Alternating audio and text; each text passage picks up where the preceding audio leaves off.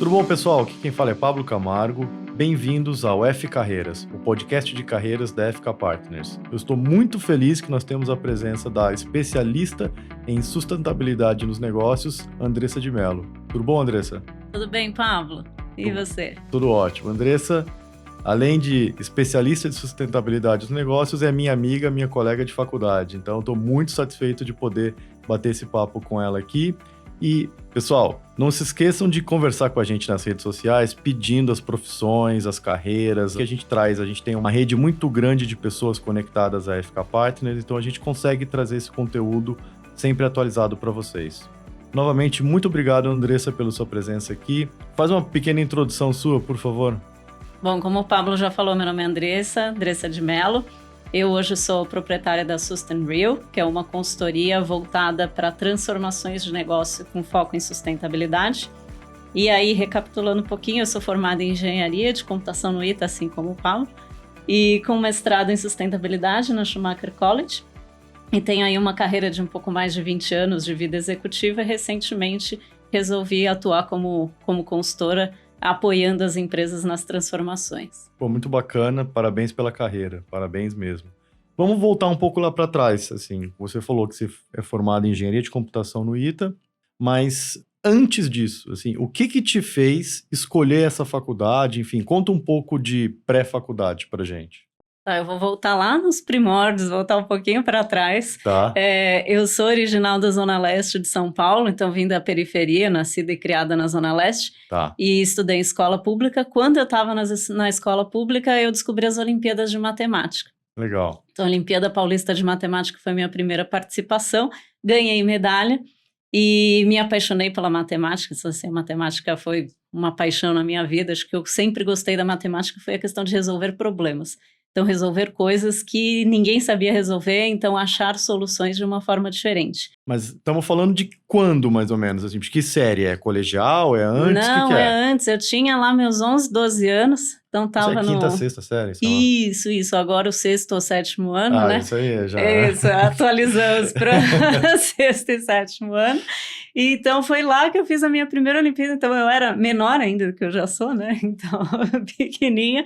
Fiz a minha primeira Olimpíada, ganhei a medalha, ganhei uma bolsa de estudos por conta da UPM. E aí, isso me abriu uma série de possibilidades. Então, eu, por meio dos estudos, da matemática, das Olimpíadas, comecei a me dedicar, ganhei bolsa e me interessei aí por essa área de exatas. Ganhei bolsa no colégio.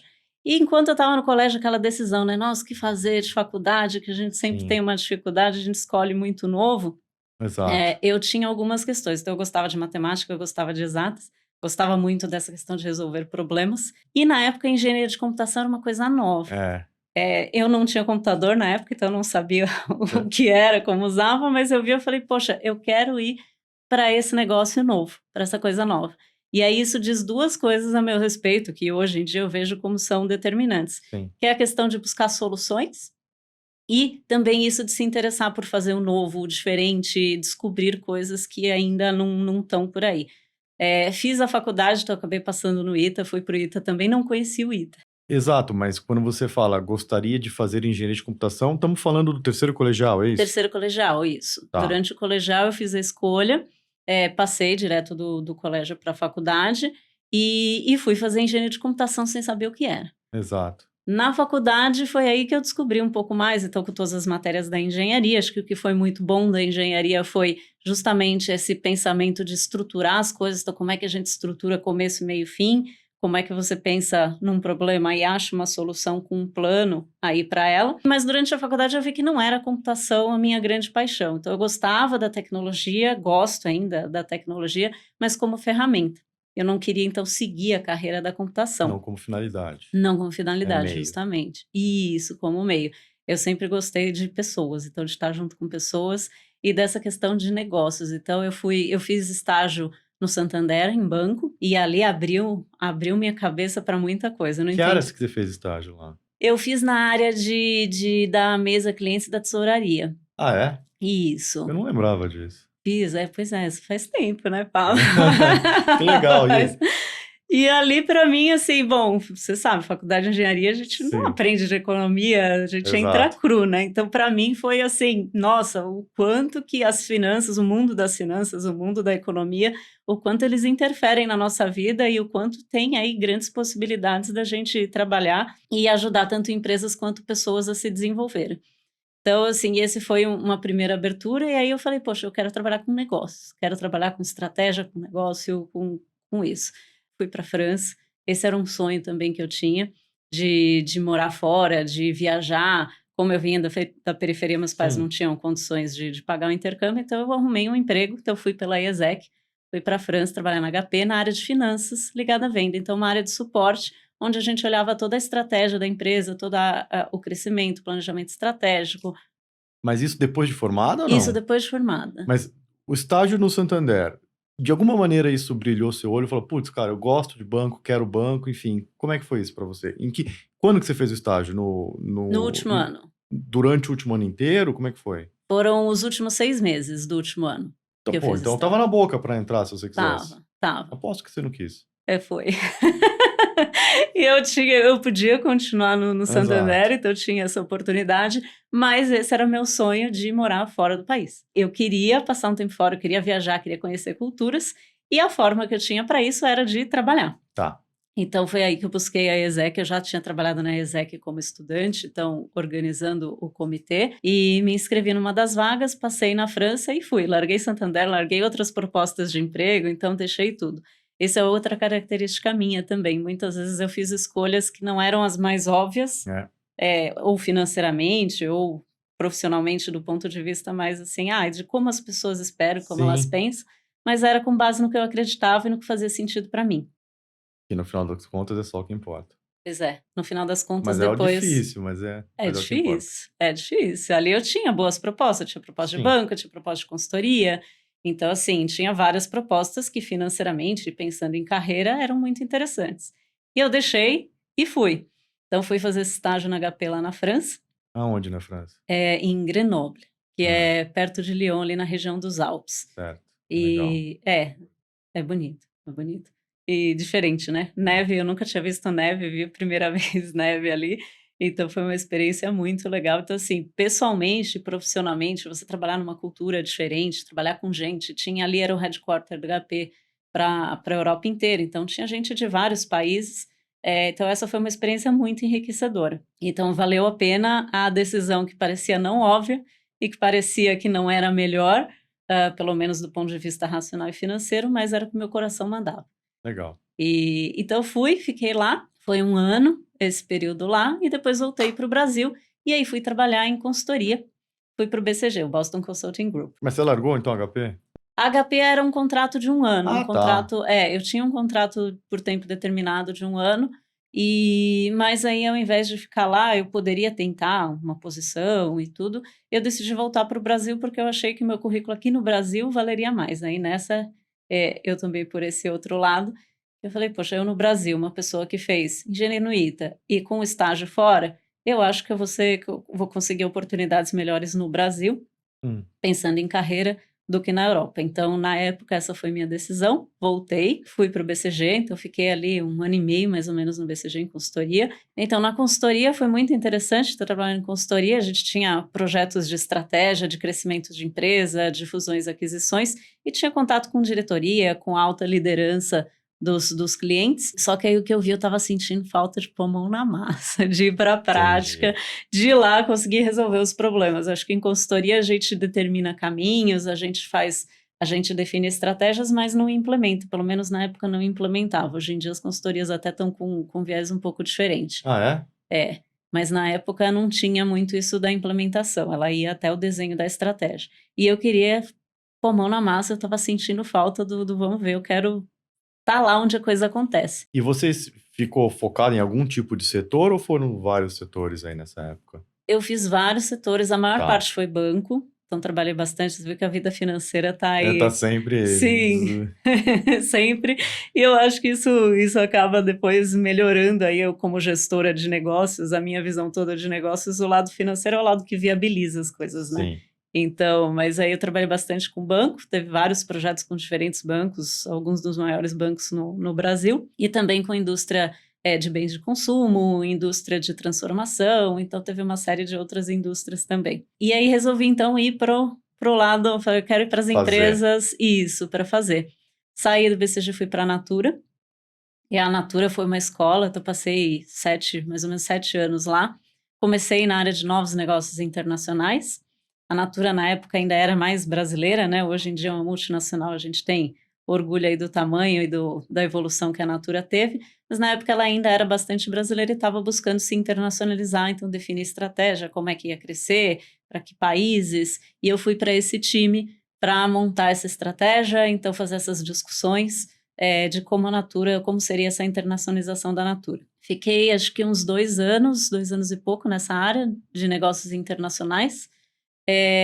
Quando eu estava lá, a gente tinha terminado uma fase importante do projeto, surgiu uma oportunidade na área de RH, olha só, eu fui para RH, então de finanças para RH, com a área de desenvolvimento organizacional, então trabalhando aí a evolução da estrutura da empresa, então como é que a empresa se organiza do ponto de vista de pessoas e de hierarquia para esse processo todo de crescimento.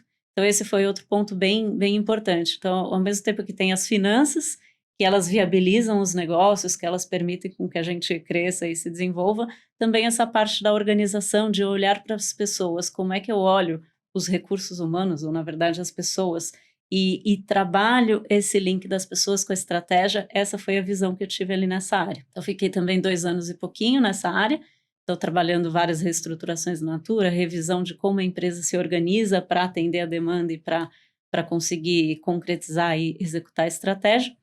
E depois, aí fui fazer meu mestrado, de novo, uma decisão não óbvia. Então, eu estava ali na Natura, estava bem, mas eu estava sentindo que era um momento de me desconstruir um pouco, de fazer outra coisa. Fui fazer meu mestrado na Schumacher College, na Inglaterra. Então, você ficou 7 anos na Natura e daí foi fazer... Fiquei 4, fui fazer o mestrado, depois voltei e fiquei mais um pouco. Ah, tá. Então, você, no meio do caminho da Natura, você foi e voltou. Isso, legal. Isso. Então, eu pedi licença da Natura e fui para lá. Desculpa a ignorância, eu nunca tinha ouvido falar nesse Schumacher College até você ir, né? Conta um pouco desse lugar, de verdade. Porque acho que tem muita gente que, enfim, tá na mesma situação que eu. Com certeza. Muita gente não ouviu falar. Hoje em dia ainda que ESG tá na moda, e aí talvez mais gente conheça, mas a Schumacher College, ela é uma faculdade, ela é referência mundial, foi uma das pioneiras no tema de sustentabilidade, fica na Inglaterra. Na época eu ouvi falar que tinha um consultor trabalhava lá para a Natura, que ele conhecia a Schumacher, e quando eu conversando com ele, falando que eu queria fazer, que eu queria talvez fazer um mestrado, as minhas angústias ou os meus desejos em relação à carreira, ele falou, poxa, eu acho que isso tem a ver com você, dá uma olhada lá.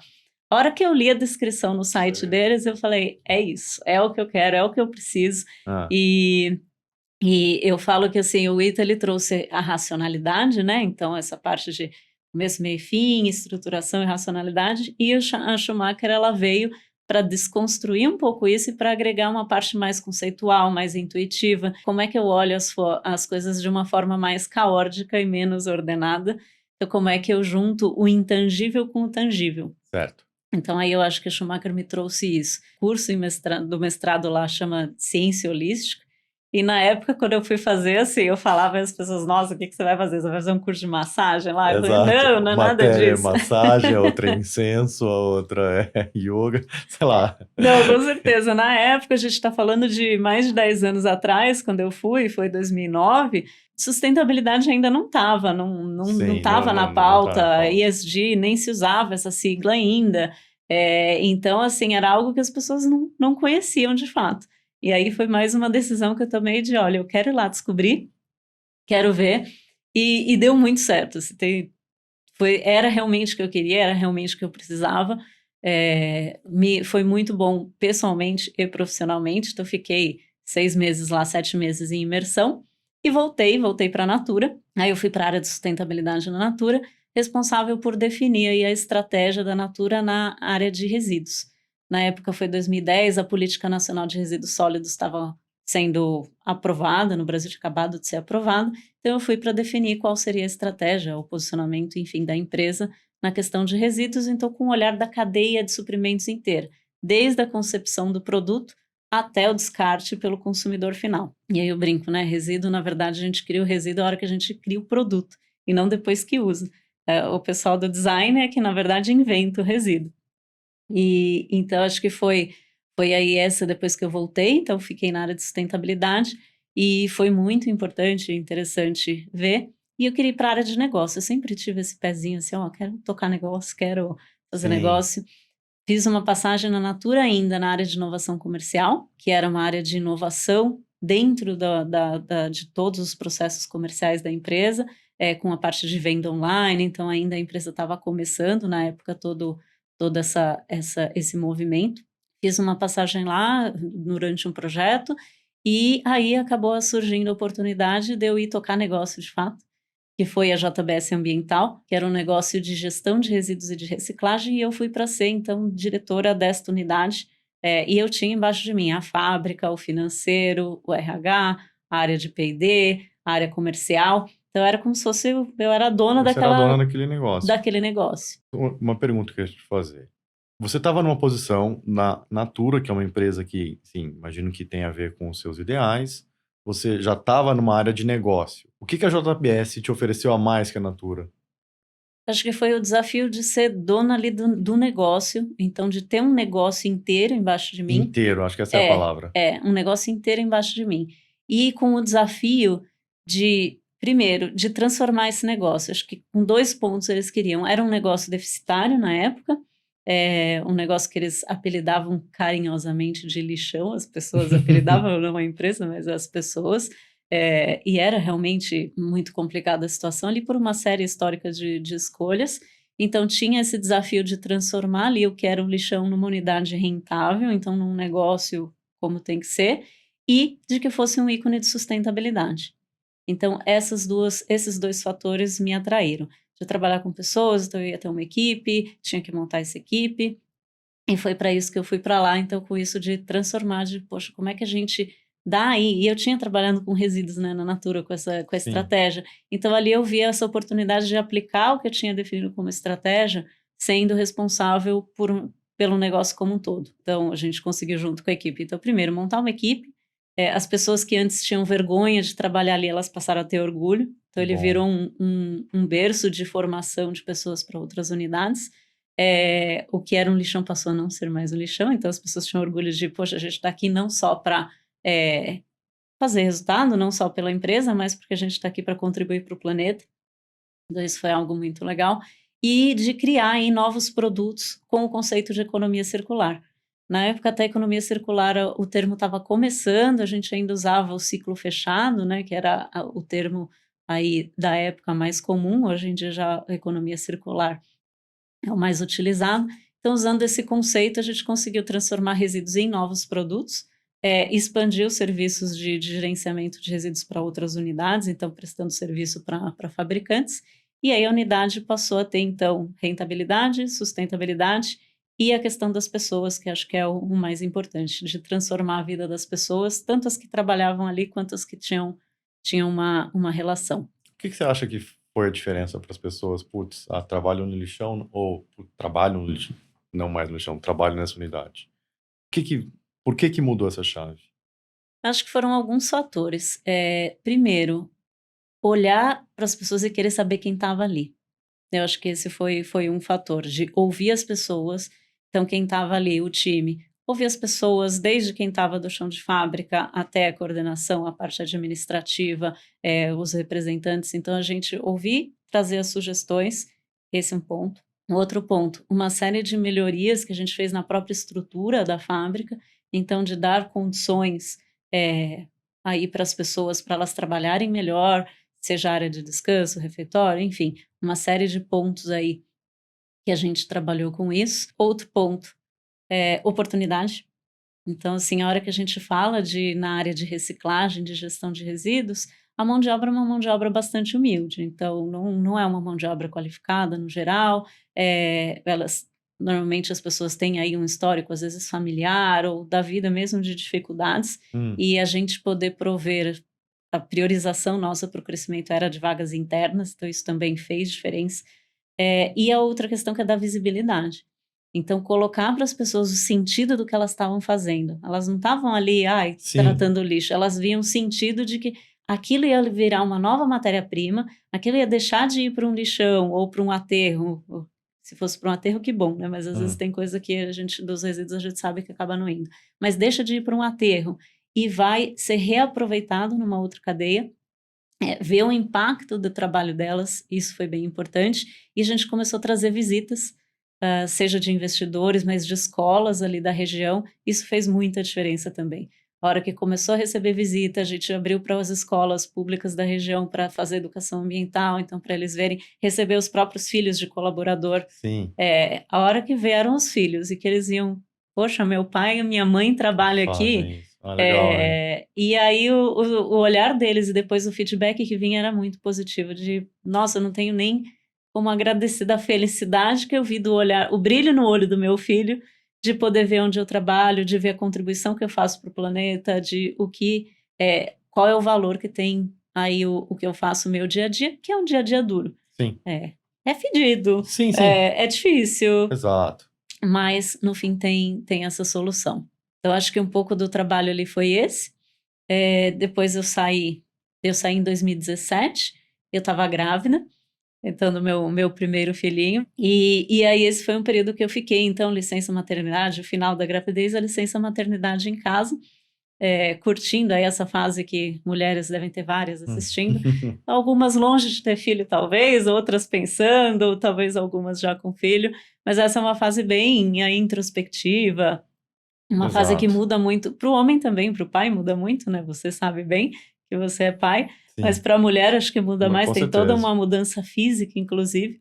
E esse foi um momento, então, que eu fiquei aí um pouco mais recolhida. Certo. E depois eu resolvi voltar para o mercado. Sim. E eu fui trabalhar na Restock, que é varejo, dona das marcas Lilis Blanc, John John, Dudalina, com a área de experiência do cliente e a área de inteligência ligada a vendas. Então, foi aí de como é que eu entendo o varejo, como é que eu olho o cliente. Esse olhar humano, eu falo que eu sempre trago bastante o olhar humano. Então, seja o olhar humano nos colaboradores, seja o olhar humano no cliente, isso faz muita diferença. Pelo menos sempre fez para mim. Sim. E eu aplico bastante. Então, na Restock, eu fui para olhar essa parte de experiência do cliente. Então, como é que a empresa, como é que o negócio se reconectava com o cliente, como é que trazia aí desde a parte de segmentação, CRM, então olhava bastante como é que o cliente se conecta com o número da empresa, como é que a empresa se relaciona melhor com esse cliente, e aí muito baseado em números. Acho que o trabalho ali bastante foi de trazer números, trazer fatos e dados, aí veio bastante parte engenheira, né? Então, junto os dois, os vários mundos estão sempre juntos. Como é que a gente traz número e traz também essa conexão e essa relação entre o cliente e a marca, e entre o online e offline. É uma empresa tradicionalmente offline, né, de lojas. Sim. E que aí, entrando nesse movimento de se digitalizar, de venda online, então é um pouco do movimento que eu peguei ali. E da Restock, finalmente chegando, tá chegando mais perto, tá? Fui para Enjoei, e aí então eu peguei o outro lado do varejo.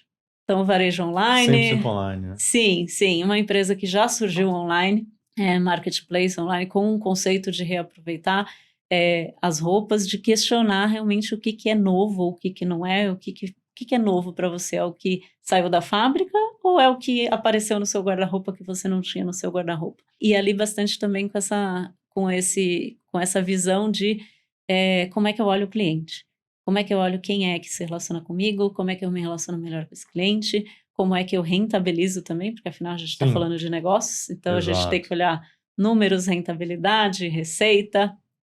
E ali no Enjoei foi esta visão. O negócio ele é baseado num conceito de sustentabilidade, ele acaba trabalhando aí uma das grandes questões da moda, que é a obsolescência, né, o descarte de tecidos e de peças. Mas o olhar que eu tinha ali era dessa parte de experiência do cliente, de conexão com o cliente. E durante o Enjoei, então, foi que eu resolvi, eu falei, poxa, depois de um pouco mais de 20 anos de vida executiva, acho que está na hora de mudar. E aí criei, então, a Sustain Real, que apoia empresas e organizações a terem aí negócios mais sustentáveis. Então, assim, essa foi a trajetória um pouco até hoje. Que bom. E o foco da Sustain Real, quando você fala de sustentabilidade, é o quê? Assim, pesa para mais algum dos pontos ou, enfim, ou é em geral? A gente trabalha 4 pontos. Bom, primeiro, antes de entrar nos 4 pontos, o foco da Sustainability é trabalhar, negócio, sustentabilidade nos negócios. Sim, Então isso já é até o slogan é Sustainability in Real Business. Então como é que a gente trabalha a sustentabilidade em negócios de verdade, na prática? Essa é a proposta de trabalhar soluções práticas. E aí são 4 pilares de atuação. Então um deles é de como é que eu transformo desafios socioambientais em novas soluções, tá. como é que eu crio novos negócios ou novos serviços ou novos produtos, tendo em vista como base desafios socioambientais, e aí desde a criação do negócio até o go-to-market.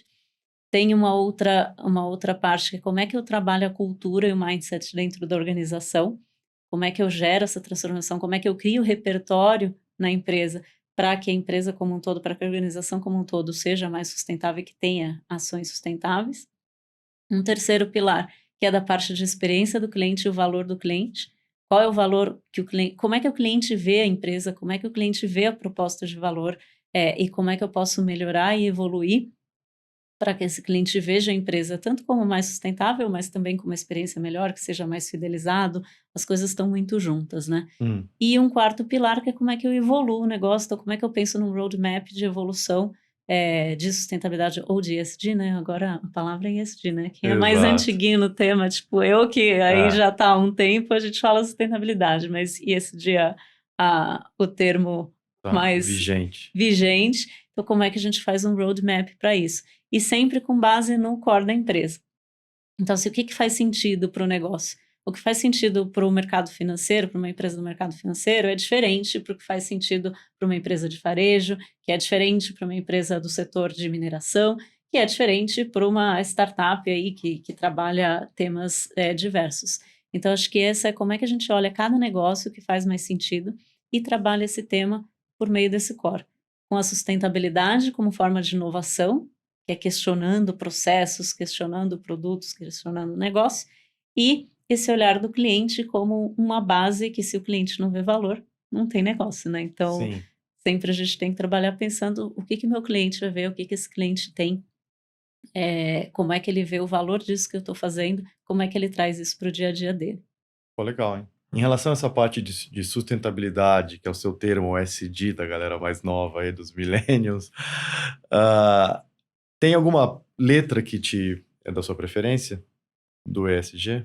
Olha, muita gente pergunta isso, né? Eu acho que É? assim, não sei se é uma preferência, mas onde eu navego melhor? Eu navego melhor no I e no S, né? No E e É. no S. E aí, por quê, né? O E por todo o impacto, eu trabalhei bastante com resíduos, com economia Ah, circular, com tudo isso, e faz muito parte do dia a dia, ele é bem concreto, né? Então, a parte do E, do impacto ambiental, muitas vezes que a gente tem, é muito concreto. E então, tanto juntando isso, quanto a minha experiência de já ter visto muito e trabalhado com negócios de economia circular, de resíduos, enfim. E o S tem aí muito a ver com isso de eu ter vindo da periferia, eu ter tido muitas oportunidades por conta de programas, de iniciativas, de fundações, de bolsas, enfim, sim. que propunham aí a inserção, a integração e o desenvolvimento. E esse viés do negócio, que para mim o negócio ele tem uma função social muito importante. Então ele traz desenvolvimento, ele traz renda, ele gera empregos, ele gera o desenvolvimento da economia como um todo. E eu acredito que ele faz melhor se a gente tiver um olhar de inclusão, um olhar de desenvolvimento, um olhar de impacto positivo para todo mundo, para o negócio como para o negócio em si, para dentro do negócio e também para as pessoas que estão inseridas nele. Então, eu navego melhor no E e no S. O G ele faz parte, mas não é muito a minha especialidade. Tem pessoas que são super especialistas em governança. Como eu sempre trabalhei em empresas de capital aberto ou empresas de diferentes tipos, então tenho aí trabalho no G, mas não sou a especialista de governança, que acho que aí teriam pessoas que conseguem falar e trabalhar melhor que eu. Legal. Assim, quando eu penso em ESG, quando a gente pensa em setor financeiro aqui, já tem bastante governança. É um setor muito regulado, tem Ah, muitas regulamentações, regras, né?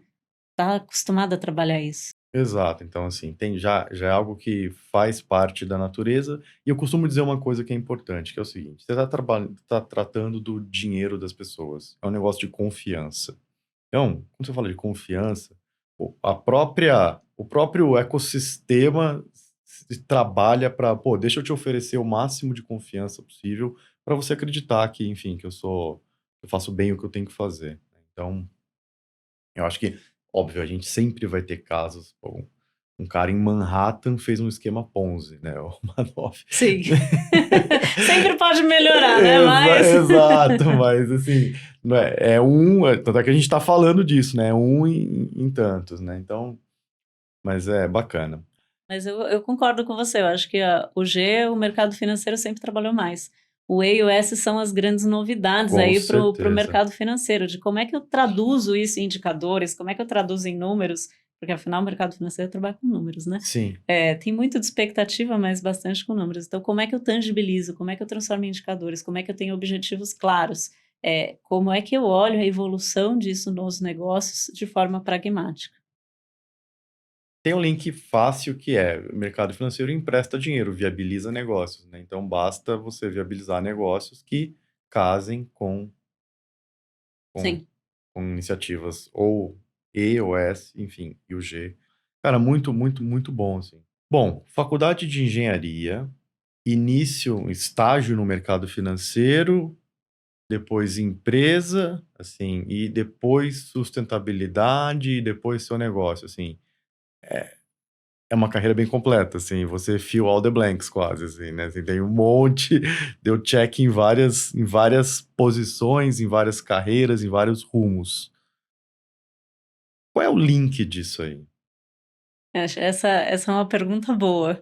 E principalmente quando eu estava lá fazendo as escolhas, Ah, né? Agora fica mais fácil de ver, mas quando eu exato. estava lá fazendo as escolhas, como eu falei, parecia que talvez não era o caminho mais lógico. Não era o caminho a 1 mais 1 igual a 2. Exato. É, e eu sempre falo, às vezes, quando as pessoas me perguntam, ou que falam de mudança de carreira, o que que eu faço, o que que eu escolho, como é que eu dou de próximo passo, né? Eu lembro de quando eu estava lá nos primórdios fazendo processos seletivos, lá nos anos, não vou falar quais, mas há muito Exato, tempo, lá, era muito comum famosa pergunta, né? Onde você se vê daqui a daqui a 10 5, anos, 10 5 anos. anos? Essa era a pergunta mais difícil para mim, assim, era impossível responder. Porque eu sempre Me vejo no pensava, espelho. foi. Eu sempre pensava, gente, como é que eu vou saber onde eu vou estar daqui a 5 ou 10 anos com tantas oportunidades que tem o mundo, com tantas evoluções e com tanta mudança, se nem eu não sei nem o que eu quero comer amanhã, quanto mais o que eu vou estar Sim. daqui a 5 ou 10 anos. Então, na época, eu tava aquela enrolada, né? Não E essa não podia. é a resposta certa, né? Não, na época não era, É, muito pelo contrário, se eu respondesse algo assim, é, socorro, né? Então é. nem passava, nem entrava mais na porta. Mas hoje eu vejo que faz todo sentido. Eu acho que assim, a gente, mais do que a gente tem gente que tem já um caminho traçado, a pessoa tem essas ideias, os É, planos, tem gente que é assim. Eu nunca fui e não sou. Eu sempre acreditei muito mais em ver quais são as oportunidades que eu vou criando, que vão aparecendo ao longo do caminho. Tem coisas que aparecem, mas normalmente aparece quando você vai atrás, né? Então tem sim, isso. E muito guiada por quais as competências, o que que eu quero aprender, o que que faz sentido para mim, o que que está fazendo falta. E a hora que você vê esse fio condutor hoje, poxa, eu comecei em banco, eu tive essa noção de economia, de finanças, de como isso se insere nos negócios, de como isso se insere na sociedade como um todo. Passei por consultoria, onde você vê uma parte mais de estratégia, da organização macro, né, de estratégia macro, de uma visão de longo prazo, e depois indo para empresas de ver como é que isso se desdobra na prática, como é que isso faz na internacionalização, então uma parte de expansão, no RH, o olhar de pessoas. Na hora que você vê isso, eu fui adquirindo aí as competências de gestão de um negócio ou de uma área, então para ser uma melhor gestora. E eu vejo que eu sempre tive esse perfil generalista. A pergunta mais difícil quando eu estava lá atrás era, qual matéria você gosta mais? O que que você quer? Eu nunca tive isso. Eu gosto não, de tudo. Eu gosto de saber como as coisas funcionam. na faculdade, pra mim, essa resposta era linda, assim, nenhuma, né? Nenhum. Tudo bem. Isso a gente deixa para outra hora essa conversa, Paulo. Que aí a gente vai ter coisas em comum, muitas É, coisas em comum aí. Mas, enfim.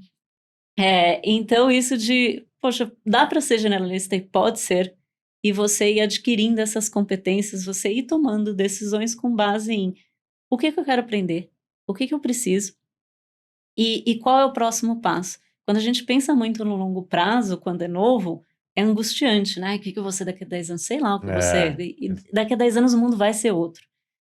Se a gente sim, olhar quando a gente se formou lá sim. atrás, o mundo não é o mesmo, o mundo Não, é completamente diferente. Então, eu com certeza não teria falado que eu teria uma consultoria para trabalhar sustentabilidade nas empresas. Então, eu acho que o que faz mais sentido é a gente ver o próximo passo. Então, dar um passo com consistência, fechar ciclos, acho que isso é bem importante. Então, assim, você senta numa cadeira ou você se propõe a fazer alguma coisa, como é que eu aprendo o máximo que eu posso aprender nesse lugar? O que que eu tenho que tirar de melhor e como é que eu entrego o resultado nisso que eu tô. Eu acho que essa seria uma dica aí que eu dou pro pessoal que está enfrentando decisões de mudança ou que está aí no começo de carreira, de para onde eu vou, o que que eu escolho. Então, assim, faça uma escolha com base nos valores, faça uma escolha com base no que você quer aprender, aprenda, feche ciclos e aí dê o próximo passo. Acho que é um pouco essa e que aí as coisas depois elas se encaixam e acabam fazendo um sentido no todo. um grande amigo meu, ele é gestor em uma gestora famosa aqui no Brasil e ele fala que no processo de entrevista, óbvio que só pessoas extremamente muito bem qualificadas vão lá ser entrevistadas, enfim. Ele exige uma coisa só, que é consistência. Que é o que meio que você está falando, assim. Acho que não existe um caminho, e ainda bem que não existe só um caminho. Mas se o seu caminho tem consistência, é lógico, ainda que você faça escolhas que podem não parecer corretas, mas que fazem sentido, que, enfim, você consegue encadear, né, enfim, uma relação causa e efeito, é isso que eles buscam num candidato. Não, com certeza. E tá certo, porque não tem um caminho certo. Exato. Mas tem aquilo que é coerente, que é consistente, de acordo com o seu perfil, com o que você acredita e com o que você tem de habilidades. Muitas vezes, principalmente em empresas, os processos de avaliação sempre avaliam, às vezes, o que falta, né? Mas o que a gente tem que olhar também é o que que a gente tem de bom. Qual que é a nossa fortaleza? Como é que eu desenvolvo melhor o meu potencial Sim, para que eu seja a melhor versão de mim mesmo? exato.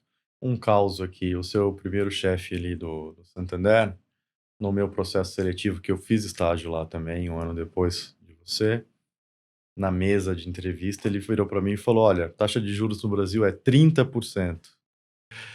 Por que que um empresário tem uma empresa?" E eu gaguejei muito para responder e dei uma resposta muito errada, assim. Eu queria só deixar isso aberto para todo mundo, assim, tipo, o mundo que a gente vive hoje, a Selic nos níveis que está, ainda assim você tem uma viabilidade de negócios que é completamente diferente do que 30%, né. Então, assim, foi foi uma Trinta por aula. cento e bolsa com 5.000 pontos, né? É, exato.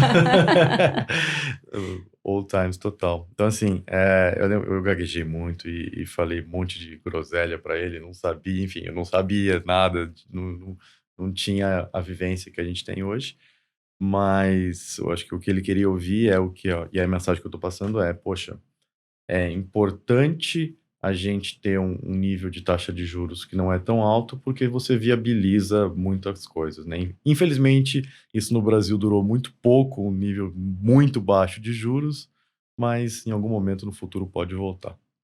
Mas mesmo assim, do jeito que está agora, é completamente viável ainda do que era a 30% ao ano. Sim, com certeza. E como é que a gente vai criando os caminhos, né? Eu acho que apesar das adversidades, como é que a gente cria caminhos, como é que a gente acha a solução no meio do caos mesmo. Às vezes a gente tem coisa que a gente espera melhorar, tem coisa que a gente tem que encarar e ir de frente mesmo, ter confiança que Sim, ou passa, ou enfim, ver formas de mitigar, formas de contornar. Então, isso a gente faz nos negócios, a gente faz na nossa vida pessoal, na nossa vida profissional, na carreira. Às vezes a gente pega um chefe que não é o melhor, a gente sim. pega uma equipe que às vezes a gente não tem tanta sintonia, e tem vezes que a gente consegue mudar, tem vezes que a gente vai contornar e vai fazer o melhor com aquilo que a gente tem, né. Acho que isso também faz a gente aplica para a economia, aplica para o dia a dia também. Exato. Agora uma pergunta para você quase que filosófica, Andressa, que é o seguinte: vai afetar pouco a vida de quem está nos ouvindo, mas eu queria ver a sua visão que pode dar uma direção. Se você pudesse escolher, o seu filho ganhar uma Olimpíada de Matemática ou ele ganhar uma Olimpíada de Miss Simpatia, assim, do cara mais sociável da escola? O que você escolheria hoje? Nossa, ninguém nunca perguntou nada Eu parecido. sei. Mas deixa eu ver, eu acho que eu escolheria sinceramente que ele fizesse aquilo que fosse fazer ele mais feliz. Ah, mas essa Acho que resposta é... Mas, assim, se for ver, eu olhando para ele um pouco o que eu já vi dele, ele desde pequenininho as crianças já mostram um pouco a que vieram, Sim, né, com as certeza. preferências. Eu vejo que ele tem bastante isso, essa compaixão, ele é muito compassivo, ele sente a dor do Sim, outro, ele sente a alegria do outro. Então, talvez, não sei, vamos ver, né, a hora que ele sim, entrar nas matemáticas, talvez ele tenha muito mais habilidade para ser o Miss Simpatia do que o campeão de Olimpíada. E se foi isso, tudo bem, entendeu? Acho que essa é um pouco aí a linha. E aí a gente, como pai e mãe, né, a gente sempre sim. tem que lidar um pouco como é que Como é que é, a gente lida com... Como é que... As como é que a nossas gente. expectativas que... Isso, que assim, falar que. Ai, como é que a gente não cria expectativa? Todo pai e mãe cria expectativa, não Exato. adianta. O que a gente tem que ver é como é que a gente lida com essa expectativa, né? Então, assim, se você for me perguntar o que, eu não sei o que vai ser dele, assim, não sei. O que eu vejo nisso ele hoje, eu vejo que ele tem bastante esse olhar. Ele sofre, ele quando assiste desenho, o filme, ele morre de medo das coisas, é muito É, bonitinho. Então, você vê uma coisa assim que. E ele tem primos, né? Tem os primos sim. dele que não, que vem, não, Tá. tipo, não pega, né? E ele fica com medo, ele fica feliz e tal. Então, assim, isso é dele. Talvez ele vá ser um bissimpatia. Que bom. Eu pergunto isso porque eu tenho uma visão assim, muito clara, na verdade. Assim, eu acho que o que foi uma coisa boa pra gente, sei lá, uma vantagem competitiva, sei lá, ter feito uma faculdade forte de exatas, eu acho que daqui pra frente vai, assim, vai meio que perder um pouco o sentido, porque o computador vai fazer tudo o que a gente podia fazer. Eu acho, tem esses pontos, né? As habilidades hoje que a gente precisa É, já são diferentes das que tinha naquela época. é, Então, eu acho que, com certeza, você saber a técnica da matemática da computação não vai ser mais necessário. O que você precisa saber é como é que eu aprendo a aprender, como é que eu me relaciono melhor, como é que eu trago aí questões éticas, questões dos planetas e tal, que isso máquina não sabe fazer, né? Então, acho que esses pontos são bem importantes. Cada vez menos a gente vai ter alguns conhecimentos relevantes, e aí, só que a gente não sabe o que vai vir. Eu acho que é, lidar com a incerteza, acho que vai ser cada é vez mais mais, importante. lidar com a incerteza, com instabilidade, isso já está aí, né? A pandemia veio para mostrar que, ó, qualquer sinal, qualquer Ah, ilusão de controle, de planejamento que a gente tinha, a pandemia veio para mostrar que a gente não tem controle nenhum. Então, essa resiliência aí, esse aprender rápido, né, se reinventar, acho que isso vai ser mais importante. Aí para ele eu gostaria que ele tivesse isso, né, então boa. Boa, obrigado pela resposta. Muito elucidativa, com certeza. Andressa, muito legal esse papo. Você quer fazer algumas considerações finais? E depois disso, fique à vontade, passe seus contatos para as pessoas poderem te encontrar. Tá bom. Bom, obrigada pelo convite, Palma, foi um prazer aqui ter uma conversa com um amigo de longa data. Então o recado que acho que eu queria deixar é de acreditar no seu potencial, acho que a questão do autoconhecimento, então se conheçam, vão a fundo, vejam o que que vocês têm de melhor e o que que não é tão bom para poder trabalhar e poder desenvolver esse ponto e fazer as escolhas com base nos valores no que vocês acreditam. E o segundo lado, que é muita dedicação. Nada vem sem esforço. Acho que a gente sempre, quando as pessoas contam sobre a carreira, normalmente a gente conta o lado mais feliz, né? A gente conta só as histórias de sucesso, a gente só conta só aí o resultado final, mas o que a gente não conta é todo o esforço, tudo que teve, todo o trabalho que a gente teve por trás até chegar nisso. Então, acho que esse é um outro ponto importante. Se dediquem, estudem, então vão atrás do conhecimento que precisa, que isso faz muita diferença. Então, horas de execução, eu brinco com o pessoal que trabalha comigo, nada substitui quilômetro rodado, né? Então, tem coisa que é experiência, é horas de estudo, horas de trabalho. Acho que isso é o que eu deixo aí de recado, e ir atrás e vai em frente. E aí, as minhas redes, vocês podem me encontrar no LinkedIn, a Andressa Demelo, Andressa com dois S, Demelo com dois Ls, e tem aí o Sustain Real, Sust N Real. Eu entrando no meu LinkedIn, vocês conseguem achar lá. Então, o perfil aí da empresa ainda está muito novinho. Estou focando mais no trabalho por trás do que no trabalho de redes, mas em breve a gente vai estar mais presente aí nas redes. Boa, muito bom. Muito obrigado pelo seu tempo, muito bom te rever e falar com você. Pessoal, espero que vocês tenham gostado tanto quanto eu. Sigam a gente nas redes sociais, sigam a gente nas plataformas de streaming aí. Então, grande abraço, tá? Até a próxima. Até!